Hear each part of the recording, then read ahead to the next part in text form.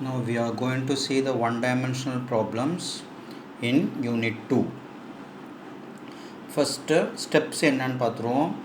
The given problem is discretized into elements. First step. ப்ராப்ளத்தில் என்ன கொடுத்துருக்கானோ borrow பீமோ அதை discretize பண்ணிவிடு. Then applying finite element equation to the element, that is constitutive equation, f is equal to k u or f is equal to k theta. Applying finite element is equal to the elements. நீ எவ்வளோ டிஸ்கரைஸ் பண்ணிச்சிருக்கோ ஒவ்வொரு எலிமெண்ட்டுக்கும் finite element equation கண்டுபிடிச்சிடும். அப்புறம் set boundary condition, ப்ராப்ளத்தை பார்த்துட்டு problem என்ன ஃபிகரோ அந்த ஃபிகரில் நீ செட் பவுண்டரி கண்டிஷன் செட் பண்ணிவிடு.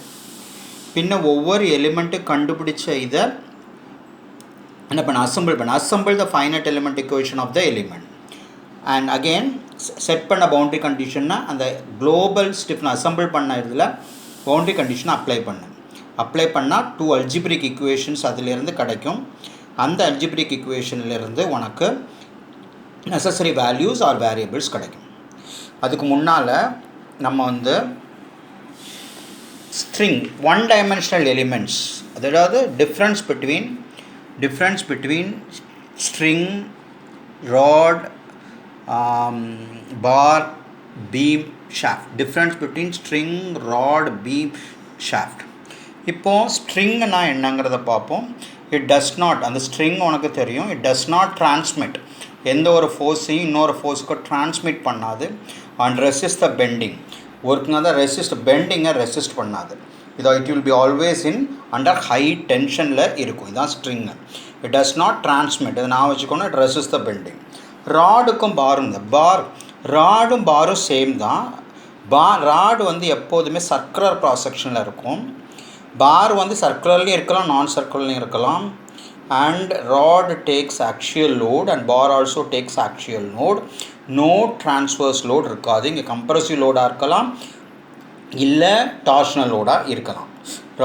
ராடுக்கும் பாருக்கும் ஒன்றை வித்தியாசம், rod will be in circular section, அதில் definitely circular cross section. Bars ரெண்டுமே இருக்கலாம். ஆனால் இதுக்கு ரெண்டுக்கும் பொதுவான விஷயம், ரெண்டுமே ஆக்சியல் லோடு, டென்சைலும் கம்ப்ரசிவ் லோடு. பீம்ஸ்னால் என்ன அர்த்தம் அப்படின்னா ட்ரான்ஸ்வர்ஸ் லோடு இருக்கும். வேணும்னா axial load, if it is necessary axial load. ஆனால் டார்ஷனல் லோடு இருக்கவே இருக்காது. இங்கே பீம்ஸ் சர்க்குலர் க்ராஸ் செக்ஷனாகவும் இருக்கலாம், நான் க்ராஸ் செக்ஷன்ஸாகவும் இருக்கலாம். ஷாஃப்ட்ஸ் சர்க்குலர் க்ராஸ் செக்ஷனாகவும் இருக்கலாம், நான் க்ராஸ் செக்ஷனாகவும் இருக்கலாம். ஆனால் கண்டிப்பாக torsional load subjected to torsional லோடாக இருக்கணும். Axial in addition to axial load or transverse என்ன தேவைப்பட்டதுன்னா, if it is necessary addition to torsional லோடும் ஆக்சுவல் லோடும் இருக்கும். இஃப் இட் இஸ் நெசசரி ரெக்வயர்டாக இருந்தால் நம்ம என்ன பண்ணுவோம், ஷாஃப்ட்ஸு டிரான்ஸ்வர்ஸ் லோடும் ஆக்சுவல் லோடும் ஆக்ட் ஆகும். இதில் சர்க்குலராகவும் இருக்கலாம், நான் சர்க்குலர். இதுதான் the difference between the rods, bars, beams. நான் வச்சுக்கோ, பாரும் பீமே ரொம்ப bar axial load, compressive load, tension load. Beams கண்டிப்பாக டிரான்ஸ்வர்ஸ் லோடு இருக்கும், தேவைப்பட்ட ஆக்சுவல் லோடு இருக்கும். ஆனால் கண்டிப்பாக டிரான்ஸ்வர்ஸ் லோடு இருக்கும். So this is the difference between string, rod, bar, beam and shaft. Now இப்போது நம்ம ஒரு ப்ராப்ளத்துக்கு போவோம். we have to find out that this is the problem. The steel bar of length 800 mm is subjected to an actual load of 3 kN as shown in the figure. Steel bar nu soltam. Steel bar has length 800 mm is subjected to an actual load of 3 kN. So in the bar தான் இது இருக்குது, இதோட length 800 mm. இதை 3 into 10 to the power of 3, அதாவது 3 kilonewton நோடுங்க. 3 into 10 to the power of kilonewton நியூட்டனாக மாற்றினா 3 into 10 to the power of 3 newton act ஆகுது. Suppose என்ன பண்ணு, இந்த வேல்யூ கொடுத்துட்டான், யங்ஸ் மாடுலஸ் கொடுத்துருக்கான், ஏரியா கொடுத்துருக்கான், எஃப் கொடுத்துருக்கான், ஃபோர்ஸ் கொடுத்துருக்கான், லென்த் ஆஃப் த பாரும் கொடுத்துட்டான். ஸோ நம்ம இப்போ எனக்கு ஃபைண்ட் பண்ண வேண்டியது find the elongation of the bar, அதாவது displacement of the bar. So அடுத்தது என்ன கொடுத்துருக்காங்கன்னா self weight, neglecting self weight. இதோட செல்ஃப் வெயிட்டு நெக்லெக்ட், அதாவது ட்ராக்ஷன் ஃபோர்ஸ், அதோட கிராவிடேஷனல் எஃபெக்டாட்டிவ் ஃபோர்ஸ் இல்லைன்னு சொல்கிறோம். இல்லை, செல்ஃப் வெயிட் இஸ் இல்லை, தட் இஸ் நெக்லெக்டட் இருக்கான, இட் இஸ் நெக்லெக்டட். ஃபஸ்ட்டு நம்ம என்ன பண்ணணும்னா, இதோட ஃபார்முலா என்ன அப்படின்னா, நம்ம கான்ஸ்டிடியூட்டிவ் ரிலேஷனில் தெரியும் உனக்கு F = KU. இது ஃபோர்ஸு, இங்கே என்ன எலிமெண்ட்டில் என்னென்ன ஃபோர்ஸ்லாம் ஆக்ட் ஆகுதுன்னு இந்த பாரில் இது ஸ்டிஃப்னஸ் மேட்ரிக்ஸ் ஆஃப் த இது stiffness matrix of the beam bar and இது டிஸ்பிளேஸ்மெண்ட். இப்போ இந்த ஈக்குவேஷனை வச்சு தான் நம்ம இது பண்ண போகிறோம். இப்போ என்ன பண்ண போகிறோம் அப்படின்னா இந்த பாரை வந்து first discretise. We are going to discretise. இதை டிஸ்கிரட்டைஸ் பண்ணியிருக்கேன். இங்கே வந்து என்ன பண்ணியிருக்கேன், இப்போ discretise the given bar into 2 elements 1 2. இந்த 2 பாரையும் எப்படி டிஸ்கிரட்டைஸ் பண்ணிவிட்டு இப்போ இதை எலிமெண்ட் 1 இது எலிமெண்ட் 2. இந்த எலிமெண்ட் 1க்கு செகண்ட் ஸ்டெப் என்ன, அப்ளை த ஃபைனைட் எலிமெண்ட் ஈக்குவேஷன். எலிமெண்ட் 1க்கு ஃபைனைட் எலிமெண்ட் ஈக்குவேஷன் அப்ளை பண்ண போகிறேன். எலிமெண்ட் 2க்கு ஃபைனைட் எலிமெண்ட் ஈக்குவேஷன் அப்ளை பண்ணேன். அங்கே பாருங்கள், நோடில் இந்த இடத்துல ஃபுல்லாக சென்டர் பாயிண்டில் ஆக்டர் ஆகுது. இந்த இடத்துல சென்டர் பாயிண்டில் ஒரு நோடு, இந்த இடத்துல ஒரு நோடு, இந்த இடத்துல எலிமெண்ட் 1ல் U1 அண்ட் U2 டிஸ்பிளேஸ்மெண்ட்ஸ் இருக்குது. எலிமெண்ட் 2ல் U2 U3 டிஸ்பிளேஸ்மெண்ட்ஸ் இருக்குது. இந்த U1 U2 U3 இந்த புள்ளி வச்சுக்க பாயிண்ட் வச்சுக்கிறதுல நோடு 1 நோடு 2 நோடு 3. இப்போ இந்த 3 இது இருக்குது. இது கண்டிப்பாக நமக்கு ஸ்டிஃப்னஸ் மேட்ரிக்ஸ் 3 நோடு இருந்தால் 3/3 மேட்ரிக்ஸ் கிடைக்கும். 2 நோட்ஸ் இருந்தால் 2/2, 4 நோட்ஸ் இருந்தால் 4/4. இங்கே வந்து U1 U2 3 இந்த டிஸ்பிளேஸ்மெண்ட் அட் நோட் 1. நோட் 1 U1ங்கிறது நோட் 1ஓட டிஸ்பிளேஸ்மெண்ட், U2ங்கிறது நோட் 2ஓட டிஸ்பிளேஸ்மெண்ட், U3ங்கிறது நோட் 3ஓட டிஸ்பிளேஸ்மெண்ட் ரெஸ்பெக்டிவ்லி. இப்போ ஒவ்வொன்றுக்கும் நான் ஃபைனைட் எலிமெண்ட் ஈக்குவேஷனை பிரிச்சுட்டு அப்ளை பண்ண போகிறேன். இது 800 mm, ஸோ பாதியில் பிரிச்சிருக்கேன். இந்த எலிமெண்ட் 400 mm லென்த்து, இந்த element 400 mm length. So now இந்த ஃபைனைட் எலிமெண்ட் ஈக்குவேஷன் தான் இது. ஃபோர்ஸ் வெக்டர் இப்போ இங்கே எத்தனை எலிமெண்ட் இருக்குது, இங்கே ஒரு எலிமெண்ட்டில் 2 நோடு இருக்குது. அப்போ force at 1 node, force at node 2. AE by stiffness மேட்ரிக்ஸோட ஃபார்முலா 1 -1 1 U1 U2. இந்த இடத்துல ஒரு எலிமெண்ட் 1ஆக இருந்தால், எலிமெண்ட் 2ஆக இருந்தால் F2 F3. இந்த ஈக்குவேஷன் சேமாக தான் வரும். ஸ்டிஃப்னஸ் பார் 1 தான் இந்த, அதனால் stiffness matrix will be same. இது என்னது U2 U3. இப்போ நம்ம வந்து பவுண்ட்ரி கண்டிஷன் செட் பண்ணணும். பவுண்ட்ரி கண்டிஷன்ஸ் நம்ம எப்படி செட் பண்ணலாம் அப்படின்னா, ஃபஸ்ட்டு இதை ஃபிக்ஸடை பார்த்தாலே, இந்த இடத்துல ஃபிக்ஸடுன்னு பார்த்துருக்கியா, பார்த்தாலே இந்த டிஸ்பிளேஸ்மெண்ட்ஸ் இருக்காது. ஃபிக்ஸடான இருக்கிற இடத்துல எப்போதுமே அது நகராது.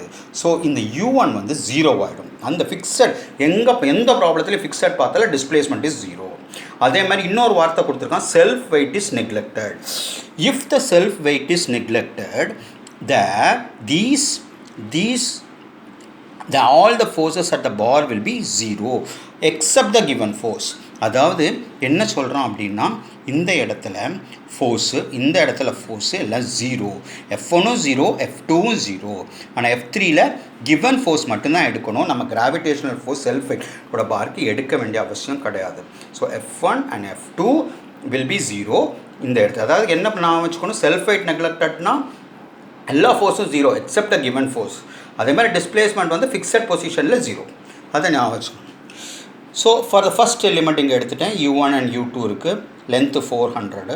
ஃபைனைட் எலிமெண்ட் ஈக்குவேஷன் அப்ளை பண்ணுறேன். அப்ளை பண்ணிட்டு ஏனா என்னன்னு தெரியும், ஈனா என்னன்னு தெரியும், எல்னா தெரியும். L 400, A 300 × 10⁵ × 2. இந்த இது 300 வந்து ஏரியா, 2 × 10⁵ வந்து modulus of elasticity, the Young's modulus. இதை எழுதிட்டு நான் என்ன பண்ணுறேன், இந்த இடத்துல வந்து நல்லா நான் வச்சுக்கணும். இது கண்டிப்பாக தெரியணும். 3/3 மேட்ரிக்ஸ்னால் A11 A12 A13, A21 A22 A23 A31 A32 A33. So first நமக்கு வந்து கிடைக்க போகிறது first எலிமெண்ட்டில் A11 A12 A21 A22 இதை எழுதி வச்சுக்கணும். இது ரொம்ப ரொம்ப முக்கியம். A11 A12 A2 இதை எழுதி வச்சுட்டு U1 8. ஏன்னா A3 மேட்ரிக் 3 நோட் கிடையாது, எலிமெண்ட் 3 கிடையாது. அப்போ 3 1 3 2 3 3ல் 0 ஆகிடும். ஸோ எலிமெண்ட் 2 இந்த இது எலிமெண்ட் 2க்கு நம்ம அப்போ எங்கே முடியுது, 2ல் 2 ஜாயின்ட்ஸ் இருக்குது. இங்கே இந்த இடத்துல ஜாயிண்ட் இருக்குது. இங்கேயும் U2 வரும், இங்கேயும் U3 வரும். U1 U2 U2 U3. அப்போ நம்ம என்ன இதுலேருந்து ஸ்டார்ட் பண்ணணும் அப்படின்னா, அடுத்த matrix finite element equation substitute பண்ணிட்டேன். இங்கேருந்து சப்ஸ்டியூட் எல்லாமே அதே மாதிரி சப்ஸ்டியூட் பண்ணி 324 இதெல்லாம் சப்ஸ்டியூட் பண்ணிவிட்டு இங்கே பாரு A222லேருந்து ஆரம்பிச்சிருப்பேன். A22 A23 A32 A33 அப்படிங்கிறத ஆரம்பிச்சிருப்பேன். தேர்ட் எல் இப்போது 23 22 23 3 2 3 இதை போட்டுருக்கோம். ஸோ இந்த மாதிரி ஒரு ஈக்குவேஷன்ஸ் கிடைக்கி. ஸோ நம்ம என்ன பண்ண போகிறோம், இப்போது 2 எலிமெண்ட்டோட ஈக்குவேஷனும் எழுதாச்சு. இப்போது ஆன் அசம்பிளி 2 ஈக்குவேஷனையும் அசம்பிள் பண்ண போகிறேன். F1 F2 F3. ஓகே, அந்த ஃபோர்ஸ் எல்லாம் எழுதிட்டேன். அங்கே F1 F2 3 ஃபோர்ஸ் இருக்குது. அப்புறம் நான் சொன்ன மாதிரி A11 A22 A21 A22 3 A31 A32 A3 U1 U2 A3 3 displacement. இப்போது ஃபஸ்ட்டு இதில் பாரு, ஃபஸ்ட்டு ஈக்குவேஷன்ஸில் பார்த்தீங்கன்னா A11 இங்கே இருக்கா, A11 1 இந்த இடத்துல இந்த ஈக்குவேஷன் 1 இருக்குது. 1 இருக்க இடத்துல இந்த 1 போடும். 1 A12 இருக்கா, A12 இங்கே இருக்குது. இங்கே இந்த ஈக்குவேஷனில் இருக்கா, இல்லை. So A12 -1. A13 இருக்காது, இந்த சைட்லேயும் இருக்காது, இந்த சைட்லேயும் இருக்காது. ஸோ இது 0, இந்த ஈக்குவேஷன் 0. அதே மாதிரி இங்கே A21 இந்த இடத்துல இருக்கான்னு பாரு, இந்த இடத்துல -1. ஸோ இந்த -1. அடுத்தது A22 2 இடத்துல இருக்குது, இங்கேயும் இருக்குது, அதுக்கப்புறம் இங்கேயும் இருக்குது, இங்கேயும் இருக்குது. அப்போ 1 + 1 2. ஸோ 1 + 1 இந்த இடத்துல எழுதியிருக்கேன், 1 + 1. ஸோ அதே மாதிரி நீ ஒவ்வொன்றையாக பார்த்து A31 A32 A31 இல்லை, A32 இருக்குது, A33 இருக்குது. இப்போ 3 டிஸ்பிளேஸ்மெண்ட்டுங்கிறதுனால வருது, 3 வருது, இதனால் வருது. இப்போ A33 எல்லாம் எழுதியாச்சு. எழுதிட்டு இந்த மாதிரி ஒரு ஈக்குவேஷன்ஸ் நமக்கு கிடைக்கிது. இதுதான் F = K × U. இந்த இடத்துல வந்து AE/ இந்த இடத்துல கண்டிப்பாக AE/ எழுதணும். எழுதாமல் விட்டுருக்கேன். this AE/ இந்த இது ஸ்டிஃப்னஸ் மேட்ரிக்ஸ் வந்து அது என்ன விட கிடைக்குது, 150 × 10⁵ 400 இருக்கு இல்லையா, அந்த இதை காமனாக எழுதணும். அதை தான் இங்கே எழுதியிருப்பேன்.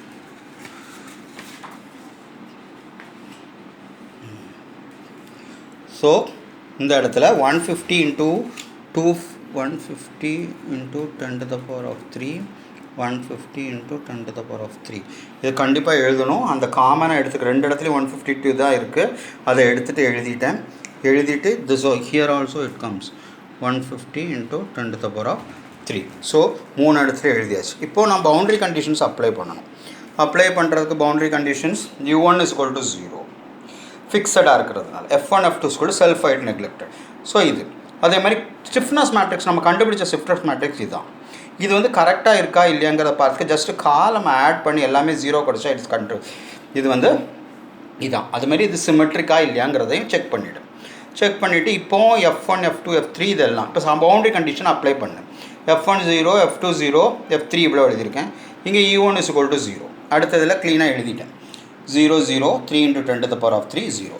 ஸோ அப்போ இந்த இடத்துல U1 வந்து 0 கிடைக்கும். அதனால் ஃபஸ்ட்டு ரோவையும் ஃபஸ்ட்டு காலமையும் வெட்டிட்டு இந்த மாதிரி ஒரு வேல்யூ கிடைக்குது.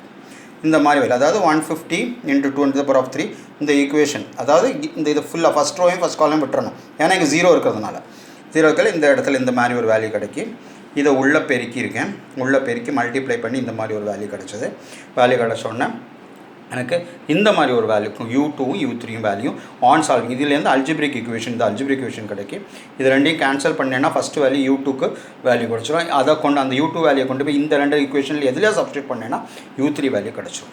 ஸோ U2ஓட வேல்யூ 0.02. அதாவது என்ன சொல்கிறோம் அப்படின்னா, ப்ராப்ளத்தை பார்த்தேன்னா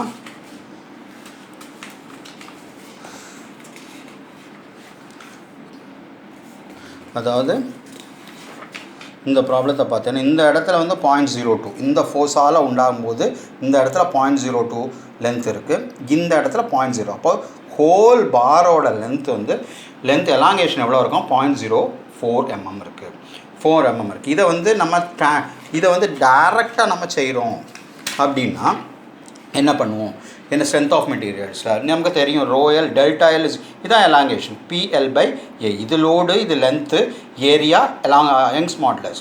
இதில் டைரெக்டாக சப்ஸ்டியூட் பண்ண லென்த்து தெரியும், ஃபோர்ஸ் தெரியாது, என்ன கிடைக்கும் 0.4. ஸோ எக்ஸாக்ட் மெத்தடோட இதை கம்பேர் பண்ணும்போது எக்ஸாக்ட் வேல்யூ நமக்கு கிடைக்கிது. ஸோ இது அதுக்கப்புறம் நோட் 1ல் எவ்வளவு, நோட் 2ல் எவ்வளவு, நோட் 3ல் எவ்வளவு சொல்லிட்டு எழுதிட்டு இதான் இதோட ஈக்குவேஷன். இதில் 2 ஞாபகம் வச்சுக்கணும். பவுண்டரி கண்டிஷன் செட் பண்ணுறது, ஃபிக்ஸடில் டிஸ்பிளேஸ்மெண்ட் 0, செல்ஃப் வெயிட் கொடுத்தா எந்த ஃபோர்ஸ் கொடுத்துருக்கிறது மட்டும் எடுங்க, ஃபோர்ஸ் கொடுக்காததை விட்டுருங்க. இப்போ செல்ஃப் வெயிட் நெக்லெக்டட் கொடுக்கலைன்னா ப்ராப்ளம் வேறு மாதிரி செய்யணும். ஸோ பவுண்டரி கண்டிஷன் அதுக்கப்புறம் ஃபைனைட் எலிமெண்ட் ஈக்குவேஷன்ஸ் என்னங்கிறத பார்த்து ஒவ்வொரு எலிமெண்ட்டுக்கும் அப்ளை பண்ணுங்கள். தேங்க்யூ.